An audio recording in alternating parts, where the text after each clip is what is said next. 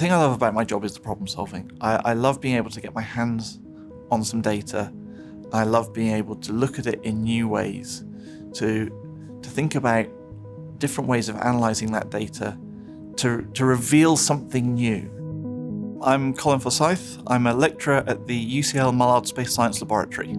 As an academic at university, one of the key things that I do is research, and that's research into space weather, or the science and the physics around space weather. So space weather is this, the interaction between the sun and the Earth. So the sun sends off all these particles and fields and things, and they interact with Earth's magnetic field. Particles get captured, get energized. They create things like the Van Allen belts, the radiation belts, which can then go on to impact spacecraft, cause all sorts of upsets in the electronics there, and then create things like the Northern Lights. And so part of my research is studying the processes behind the Northern Lights. And that's an awful lot of fun, taking the images of that, working out how the dynamics of this system work, which is a challenge. It's a real challenge because we're talking about an enormous system, a system which is hundreds of thousands of kilometers in all directions, and yet we might have 3 or 4 points of measurement within it, and we're trying to work out everything that's going on within that. The interaction between the sun and the Earth has been going on for as long as the sun and Earth have existed. But what we have happening now is an increasingly technological society. And all of these bits of technology, it turns out, are susceptible to this interaction. So particles accelerated within this system, energized within this system, that can then get into the electronics and cause upsets, cause damage. And so what we want to be able to do is understand the system so that we can predict these things. If we can predict it, then industry and operators can start to take mitigating action to prevent the impacts from these things.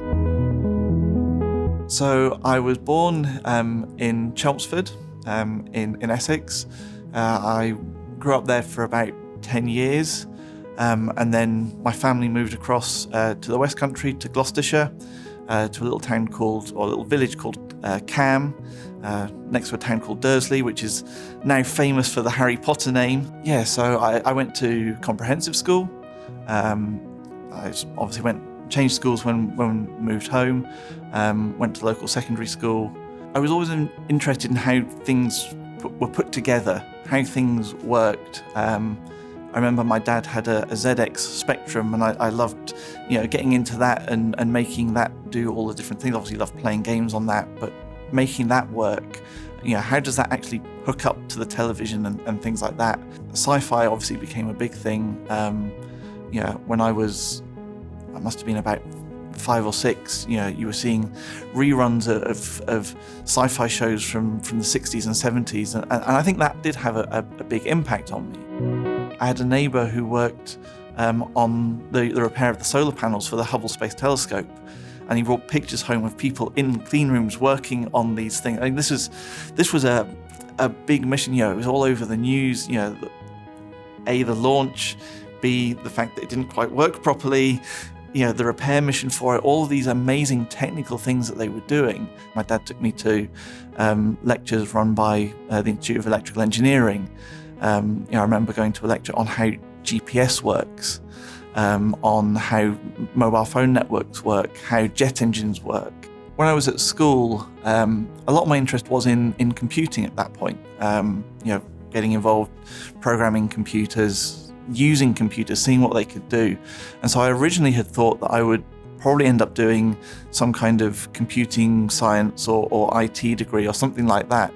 And I had a very good teacher who talked me through my options and said, well, you can take IT or computer science at A-level, but a lot of the computer science courses were also accepting people who had physics A-levels and maths A-levels. So he convinced me that actually take physics, because I was good at that, I enjoyed it. Again, it's that problem-solving aspect, being able to see how things go together and go together logically. I came up to the University of Leicester in 2001, started my degree there. Loved that. Absolutely loved being in Leicester, so much so that I stayed around for another 3 years after that to complete my PhD as well. physics and astrophysics was what I wanted to do.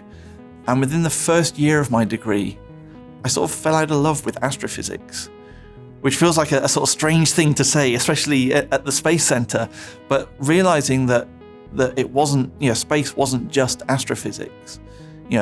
What I'd seen from astronomer friends and the fantastic images, I still love those images, but I wasn't as interested in the things that were driving them. However, I was taking other courses in other areas of space science, and particularly in that Sun-Earth interaction. And that did excite me. That was something I felt I could really get my teeth into. I was enjoying that, learning about that and that type of thing. And so I sort of skewed off and started taking more of those courses. And it was while I was doing my degree that I decided, this is what I want to do. And I moved down to the Mullard Space Science Laboratory in 2008, and I have been there ever since. So on a typical day, I have the various things that I have to get done every day. There's a whole load of administrative tasks that come with running a small team or with working with people. I have to supervise my students. So I have PhD students who I'll be working with. They are creating new science. I will be guiding them. I will be helping them to either analyze some data or point them in the directions of literature so they can go away and read about science that other people have done and bring that back to what they're doing. I might get the chance to do my own research and to sit down with my own pieces of data, taking new data from spacecraft, bringing that down and analyzing that. It might involve putting together presentations on that sort of thing. So that's the sort of thing that I might have to do on a day-to-day, but no day is the same. To be a researcher, you need to be quite logical. You need to be slightly creative because you need to be able to think around a problem. You need to be able to think about how you can take data or information and look at it in different ways to understand what's going on. So that logical mindset is important. I think you have to have a certain amount of drive to be able to do that. You are going to get knockbacks. You are going to have things that don't work. And so being willing to pick yourself up and carry on, that's a really important thing to be able to do. I think the scope to work in space is ever expanding, and we're seeing more and more new avenues for working in space, or working on space, or with space. There is the traditional academic route, where you go through, you get your degree in a relevant science, although those sciences are opening up. So physics is the traditional one. And then, if you're going to be a scientist, into your PhD, and then into a postdoctoral position, hopefully then into an academic job later on. But we're seeing that other areas of science are opening up. So, for example, astrobiology is becoming an increasingly relevant and interesting element of the science that we do. Engineering, so how do we develop new materials? How do we develop smaller or more resistant materials? And then there's even into communications and the art side of things. So how do we talk about what we do in space to members of the public? I would say if you want to go into space, if you want to be involved in space, keep your opportunities open. There is no point at a young age of becoming very fixated on a particular area. And I'm speaking from experience here. I started and I wanted to go into astrophysics. That's where I thought I was going. And I didn't love it. I didn't love it when I actually got into the nitty-gritty of it.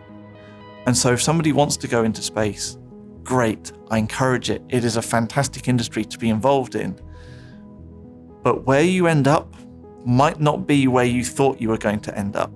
And so be open to the other opportunities, be open to everything that is out there, and find something that really excites you, because when you do, it becomes that much easier.